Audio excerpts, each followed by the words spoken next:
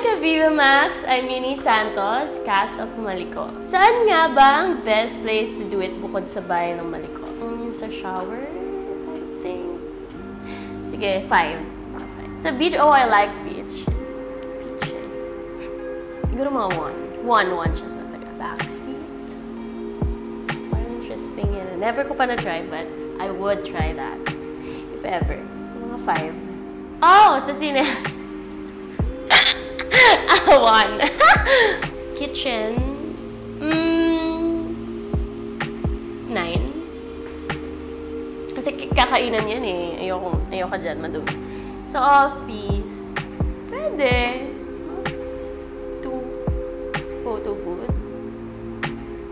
Ang extreme naman ito. Photo booth, edi maraming tao doon. Mga 8. I'd like to try if ever. Siguro 4.